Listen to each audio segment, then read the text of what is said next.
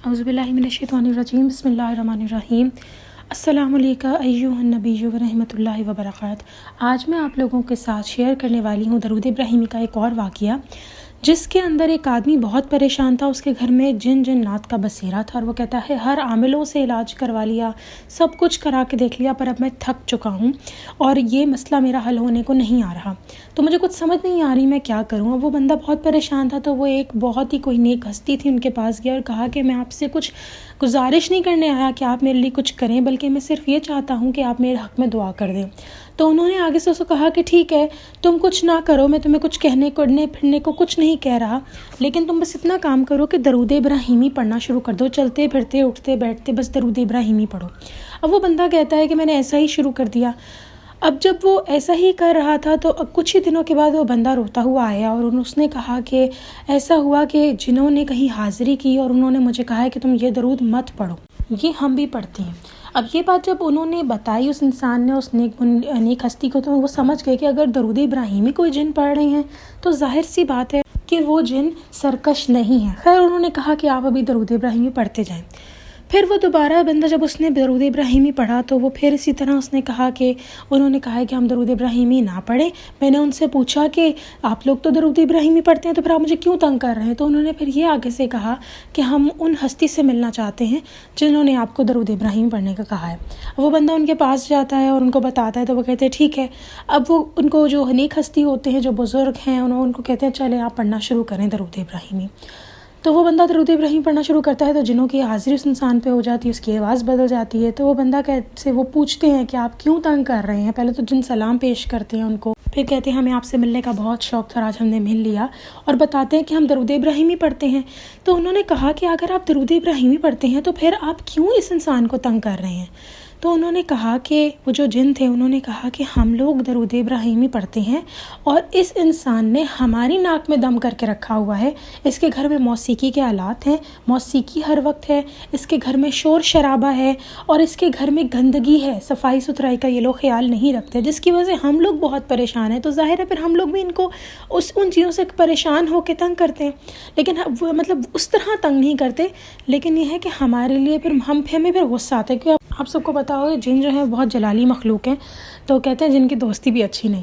تو خیر پھر وہ کہتے ہیں کہ ان جو بزرگ تھے انہوں نے کہا کہ آپ یہاں سے چلے جائیں یہ جگہ چھوڑ کے، اگر آپ لوگوں کو ان سے مسئلہ ہے۔ تو وہ کہتے ہیں کہ ہم تو یہاں پر بہت پہلے سے رہتے ہیں اور ہماری تو عمر بہت لمبی ہوتی ہے، ہم نے تو یہاں بہت ٹائم گزارنے ہوتے ہیں، یہ لوگ تو کل کے لوگ ہیں، کل ان کی کتنی تھوڑی زندگی ہوتی ہے انسانوں کی۔ تو انہوں نے کہا ہم یہ جگہ نہیں چھوڑ سکتے، ہمارے آباء و اجداد کی جگہ ہے۔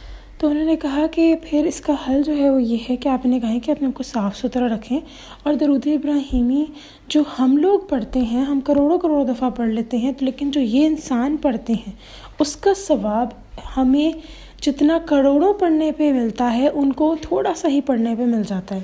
تو یہاں پہ انہوں نے یہ ساری باتیں ان کو بتائیں، اور پھر انہوں نے کہا کہ یہ لوگ صحیح طریقے سے ہمارے ساتھ رہنا چاہتے ہیں تو انہیں کہیں کہ موسیقی کے آلات اپنے گھر سے نکالے، صاف ستھرائی کا خیال رکھیں۔ اب اس طرح اس بندے نے ان چیزوں کا خیال رکھا، اپنے گھر سے موسیقی کے آلات کو باہر نکالا، تو اس طرح اس کے گھر میں آسانیاں ہوئیں اور جنات نے اس کے کام آسان کرنے میں مدد کرنا شروع کر دی۔ تو یہاں سے ہمیں پتہ لگتا ہے کہ درود ابراہیمی ایک ایسا درود پاک ہے جو جنات بھی پڑھتے ہیں، اور اس درود پاک کو پڑھنے کے لیے ہمیں اپنی عادت بنانی چاہیے۔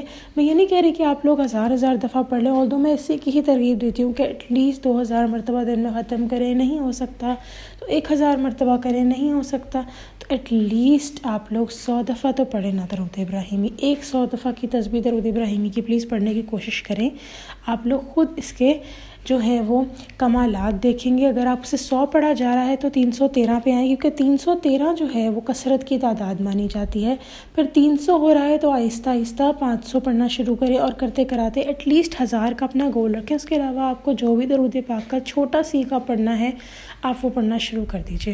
تو it's totally up to you کہ آپ نے کس طریقے سے اس کو لے کے چلنا ہے، لیکن پلیز درود ابراہیمی کو اپنی لائف میں انکارپوریٹ کریں۔ یہ ایک بہت ہی پاورفل اور بہت ہی برکت اور فیض والا درود شریف ہے۔ ان سب کے علاوہ درود پاک کی برکات جو ہیں وہ ہمارے سامنے ہیں۔ کہتے ہیں کہ اگر کوئی 50 دفعہ درود شریف پڑھتا ہے تو اس کی شفاعت نبی پاک صلی اللہ علیہ وسلم کرتے ہیں۔ 1000 دفعہ جو درود پاک پڑھتا ہے اس انسان کو مرنے سے پہلے جنت، اس کو اپنا مقام جنت میں نظر آ جاتا ہے. اور بہت سارے واقعات ہیں بھی ایسے جس میں لوگوں کو اس دنیا سے جانے سے پہلے جنت کا مقام نظر آ گیا. یہاں میں ایک چھوٹی سی بات کہنا چاہوں گی کہ جنت کیا ہے ہمیں سے کسی نے نہیں دیکھا، لیکن اگر اتنی بڑی بات کہی گئی ہے تو ظاہر سی بات ہے کہ ہمارے لیے ایک بہت خوش قسمتی کی بات ہے کہ ہمیں جنت میں اپنا مقام دنیا میں ہی دکھایا جائے. اور پھر یہی ہے کہ کل کی ہی بات ہے، ابھی اب obvious سی بات ہے، مجھے نہیں پتا ابھی اور یہ جو ویڈیو ہے آپ کو کب تک ملتی ہے، لیکن کل کی بات ہے کہ میں انسٹاگرام اسکرول کر رہی تھی تو وہاں پر مجھے نظر آیا کہ اس کے اوپر تھا اللہ تعالیٰ نے قرآن پاک میں کہا ہے کہ تم لوگوں کو لگتا ہے کہ وہ دن جلدی آنے والا نہیں ہے، لیکن ہمارے لیے وہ دن بہت قریب ہے. اور ابھی جو ہے وہ مراکش میں میرے خیال سے زلزلہ آیا ہے. جب یہ میں ویڈیو بنا رہی ہوں تو مراکش کا مسئلہ ہو رہا تھا تب ان دنوں میں.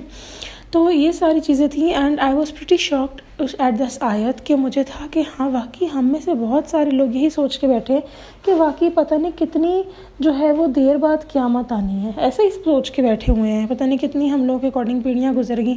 میں اگر اپنی بات کروں، اس میں کہتی ہوں کہ میں اپنی فیملی میں سب سے چھوٹی ہوں، تو میں جانتی ہوں کتنی جلدی جو ہے وقت گزرا ہے کہ کیونکہ میرا کافی گیپ ہے اپنے بہن بھائیوں سے. تو یہی لگتا تھا کہ جیسے پتہ نہیں ہمیشہ ساری زندگی چھوٹے ہی رہنا ہے اور کبھی وہ چیز آنی ہی نہیں ہے. اچھا چلو اب میٹرک آ گیا، پھر کالج آئے، کرتے کراتے انسان کی لائف بالکل آگے بڑھ جاتی ہے، آپ کو پتہ بھی نہیں چلتا.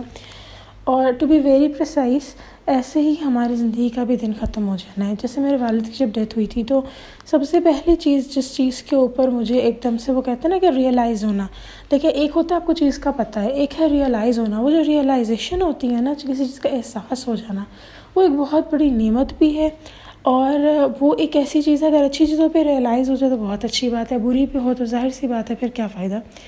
تو جب ان کی ڈیتھ ہوئی تو جب ان کو دفنانے وغیرہ میں تدفین وغیرہ کا انتظام اور تھا، میں اپنی بہن کے ساتھ، کیونکہ میرا جو گھر ہے وہ اس شہر میں نہیں ہے، تو میں جہاں پہ میرے والد صاحب کی ڈیتھ ہوئی تھی تو میں بہت پریشان تھی. خیر لیکن میری بہن کے ساتھ میں باہر نا ان کی ہی گاڑی میں، اپنی سسٹر کی گاڑی میں باہر بیٹھی ہوئی تھی قبرستان کے باہر، اور ان کے ہسبینڈ جو تھے اندر جا کے تدفین وغیرہ کا کر رہے تھے سارے انتظام وغیرہ.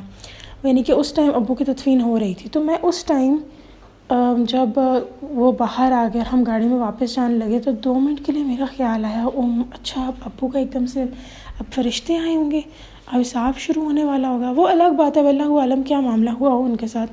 اللہ تعالیٰ سے تو یہی دعا ہے کہ اچھا ہی ہو، لوگوں نے خواب میں بھی اچھے حالات میں دیکھا ہے. باقی تو اللہ تعالیٰ کی جو مرضی ہے، اللہ تعالیٰ جس طرح بھی مہمان نوازی کرے، اور اللہ تعالیٰ سے اچھے کی امید رکھتا ہے کہ اللہ مہمان نوازی کریے گا.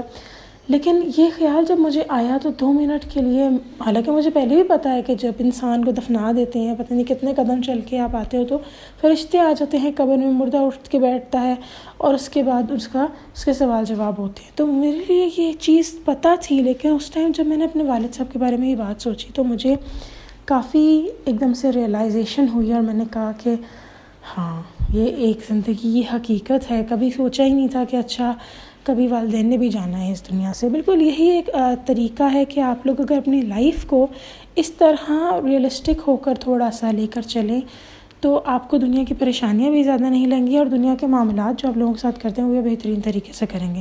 چلیں جی، انشاءاللہ نیکسٹ ویڈیو میں پھر حاضر ہوں گی. تب تک کے لیے اللہ حافظ.